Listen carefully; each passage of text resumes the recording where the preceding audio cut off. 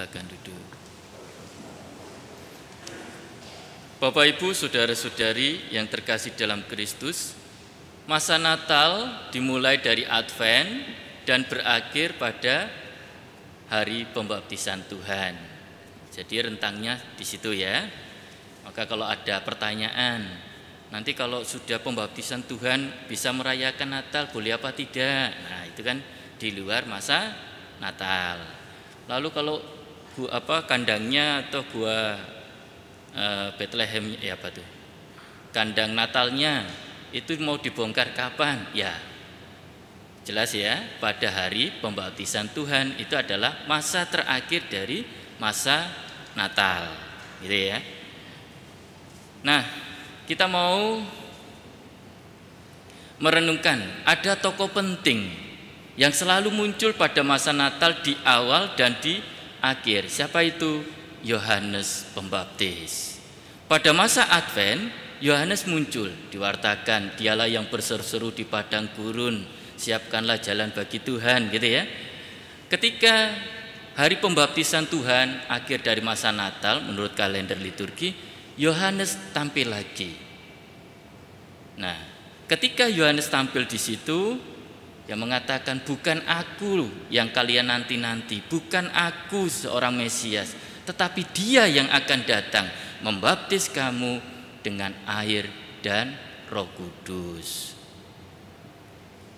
Yohanes itu begitu rendah hati, Bapak Ibu.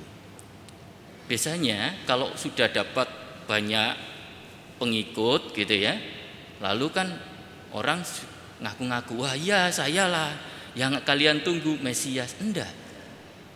Kalau kita lihat dalam gambar-gambar Yohanes, dia selalu digambarkan menunjuk kepada siapa?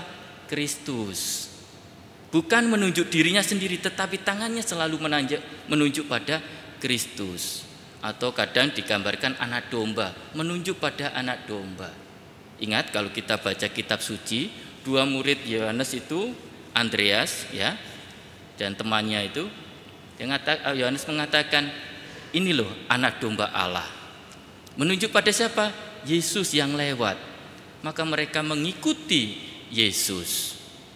Nah, Yohanes memang dipakai oleh Tuhan Allah menjadi perantara utusan awal, mempersiapkan jalan untuk Tuhan Yesus. Disitulah kerendahan hati Yohanes Pembaptis. Lalu bagaimana dengan Yesus? Yesus juga, dia mengosongkan dirinya dari atas turun ke dunia menjadi manusia. Loh wes enak loh ya, di atas loh. Tapi mau menjadi manusia itu untuk apa? Yang gitu ya pertanyaan kita. Untuk mengasihi kita lebih dalam lagi. Dan ketika pembaptisan, wah ini bertanya lagi umat pasti. Loh Yesus kan Allah menjadi manusia kok dibaptis, berarti punya dosa? Tidak berdosa, hanya untuk melakukan kehendak Bapa. Peristiwa pembaptisan Tuhan mengingatkan pembaptisan kita masing-masing. Seperti tadi ya digambarkan ketika Yesus dibaptis, lalu ada suara yang berseru, inilah anakku yang terkasih, kepadamulah aku berkenan. Anda ketika dibaptis pernah merasakan dan bersyukur, oh iya saya menjadi anak Allah, oh iya saya itu berkenan di hati Allah. Pernah enggak? Atau harus menunggu suara dulu? Nanti kalau ada suara kaget melayu ya toh.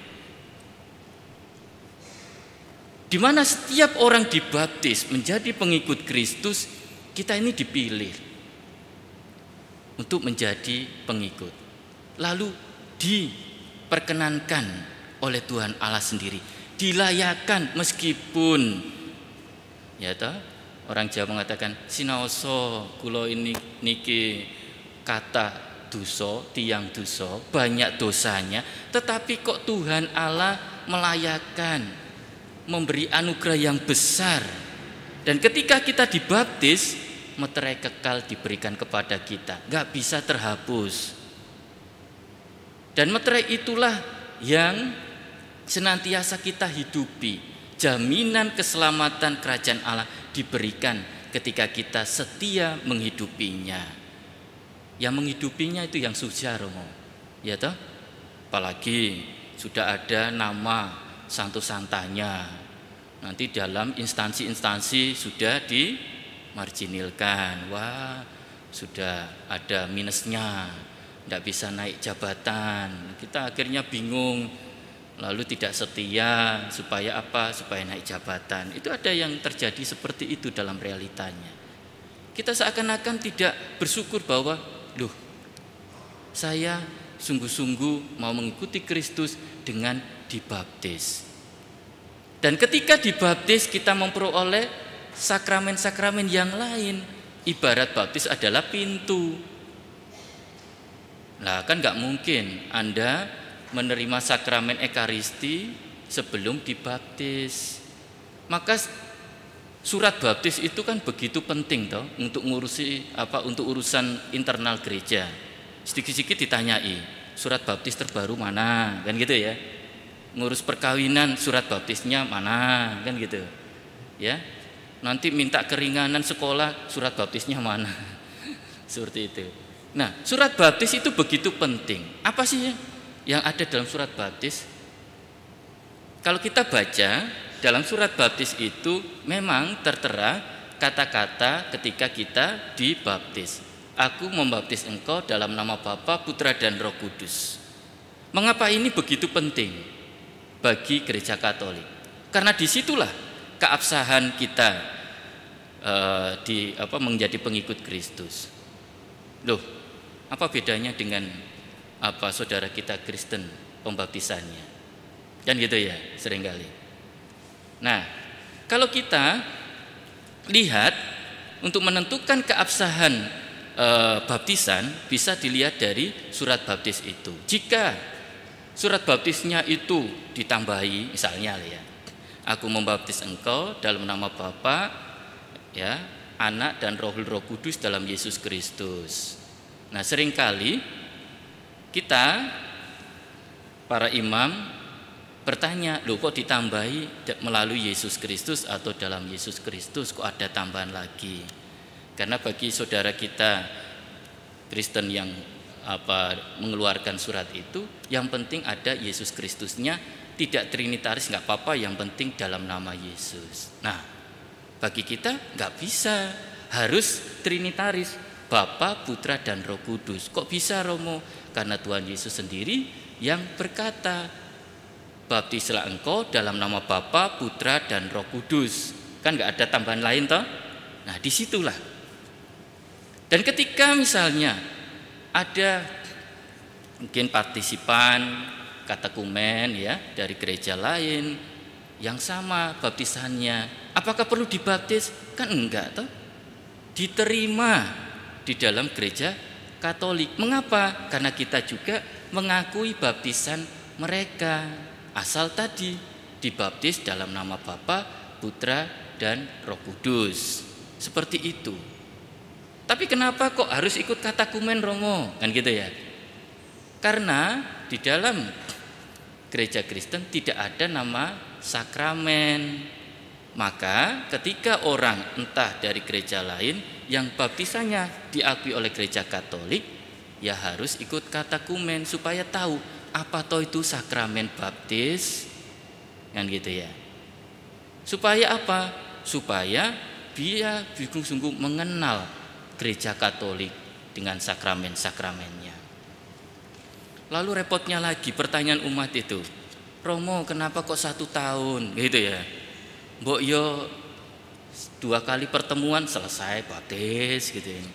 Pernah saya ditanyai seperti itu. Di Kalimantan sana tante saya itu cuma 2 kali pertemuan langsung baptis Romo. Di sini 1 tahun. Nah, lawang 1 tahun saja dipersiapkan yang kadang meledo ya toh.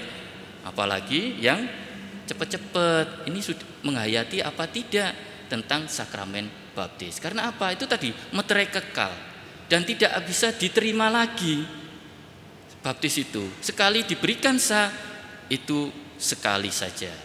Tidak lagi karena meterainya kekal. Maka perlu dipersiapkan. Dengan 1 tahun pelajaran atau 50 jam, atau kalau mau di drill itu 3 bulan 50 jam itu diberikan, supaya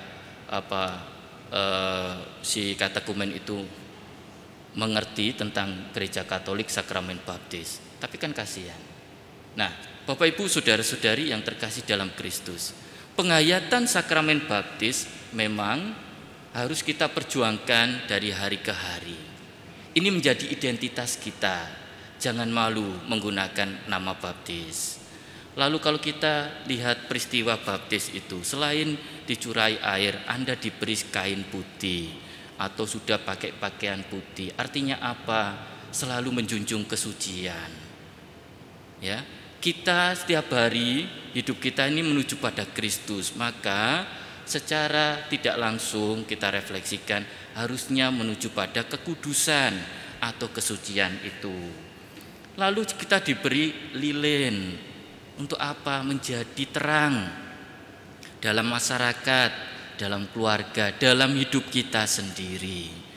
Maka lilin baptis itu penting ketika Anda ulang tahun, mengingatkan kita bahwa sampai saat ini saya setia menjadi pengikut Kristus. Maka Bapak Ibu saudara-saudari, perayaan pembaptisan Tuhan mengingatkan pembaptisan kita untuk tetap setia kepada Kristus, bukan karena jasa kita, tetapi karena kita disempurnakan dan dilayakan menjadi anak Allah.